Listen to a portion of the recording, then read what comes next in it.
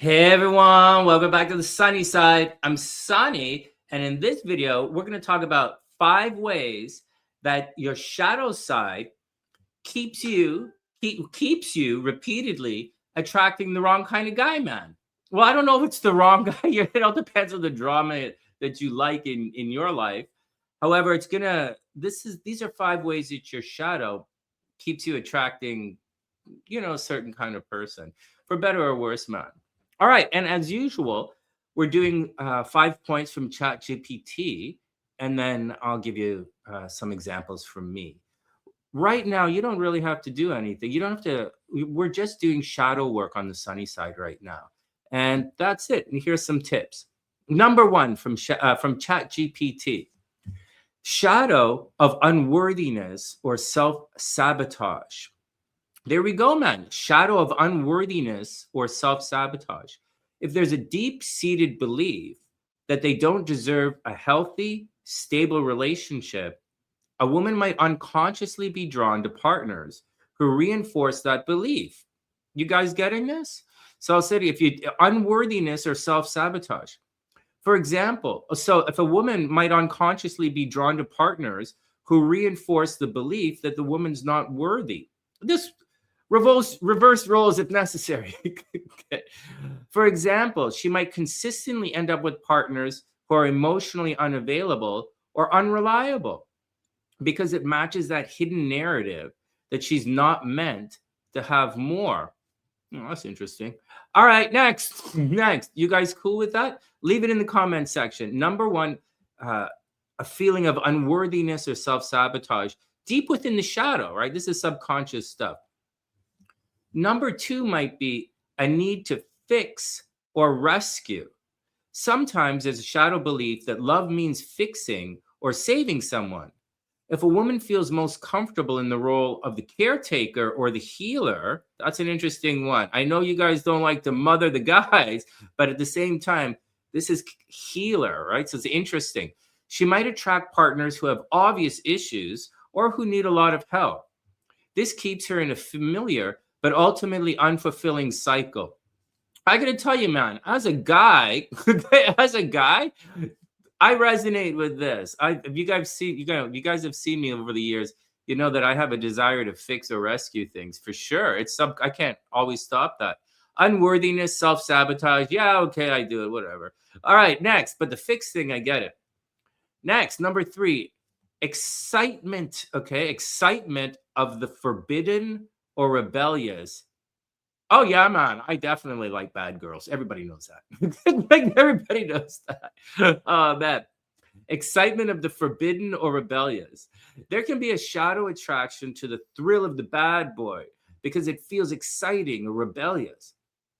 If someone's shadow self-craves a break from being too good, right? If your shadow feels too goody-goody, then, shadow's always following the rules. They might be drawn to partners who represent that forbidden edge, right? So inside, you might repress your bad boy or bad girl image.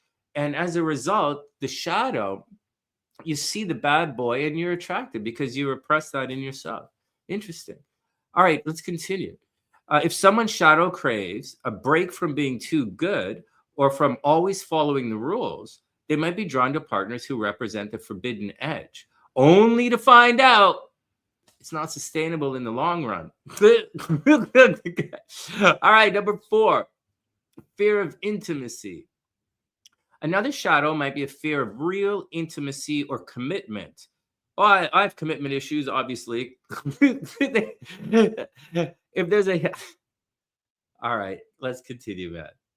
If there's a hidden part of them that's scared of getting too close, they might unconsciously choose partners who are emotionally unavailable or who can't offer a stable relationship. This way, they never have to face the deeper vulnerability.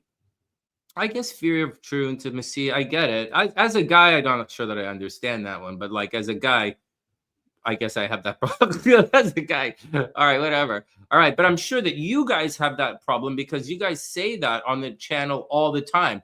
You guys use phrases like he's emotionally unavailable or he's afraid to be intimate or whatever. So like you guys use these words here, so they might not resonate with me, but I hear you guys use them. All right, number 5. This is my wheelhouse here. Repeating familiar patterns. Sometimes the shadow is just about repeating what feels familiar, even if it's not healthy, man. If someone grew up around chaotic or unhealthy relationships, their shadow might draw them to partners who recreate that dynamic. It's not what they consciously want, but deep down, it feels known to the shadow. They resonate with it. They identify it. And so they keep attracting the same kind of partner. So there we go, guys. Leave it in the comments section if any of that stuff resonates with you. So some of the ways that your subconscious or your shadow might sabotage or constantly attract a certain kind of person for these points. 1, the shadow might feel unworthy or they self-sabotage.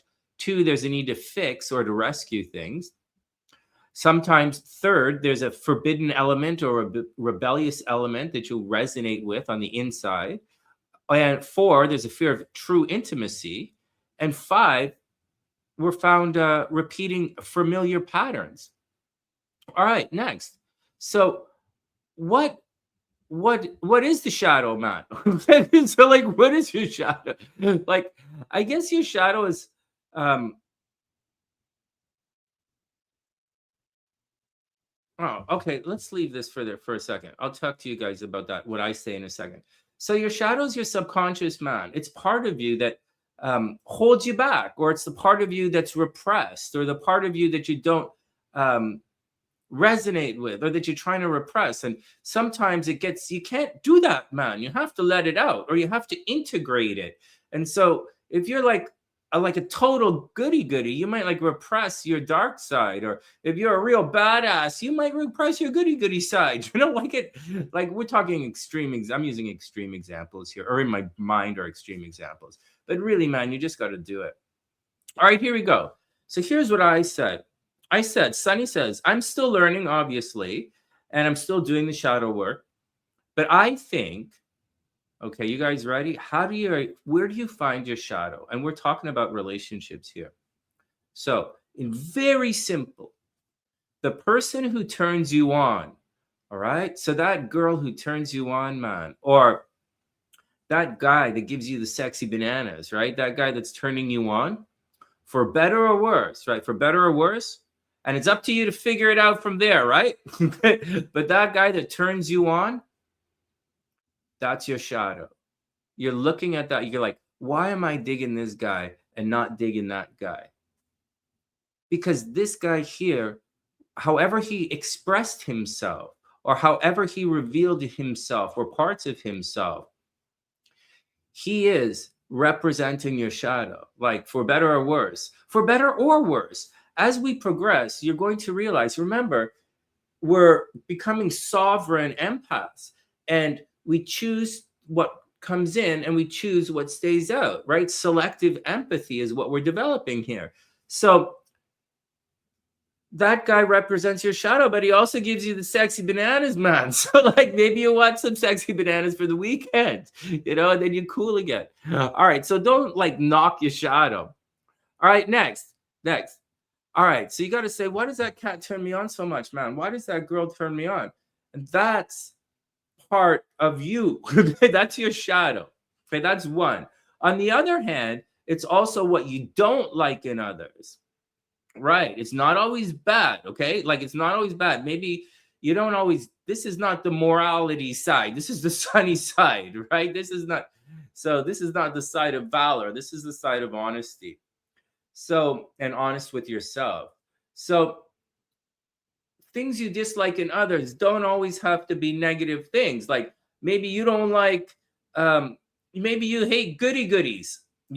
I hate goody goodies. I don't like goody goodies. All I got is watching one of your channels, one of your live streams, and the guys are like, "Oh, I like helping others. I'm a giver. Oh, and I'm like, man, I wanted to hoof those guys in the mangina. I was gonna delete. Like, get away, man. You making me? Oh my god, man. Anyways, obviously, I dislike when I behave like that quite clearly. Oh. Well, that was a Freudian slip. Okay, but we're talking Carl Jung, so everybody relax. So from Sonny's desk, right here, the desk of the hypnotherapist, how to see your shadow. A couple of ways. But for today, if you see a girl and you're like, man, I dig that baby, man, or I'm into her. I'm just into her. I don't know why, but I'm into her. That's your shadow. When you see someone and you're like, oh my God, right? When you do that, that's your shadow as well. All right. Is there anything that's not your shadow?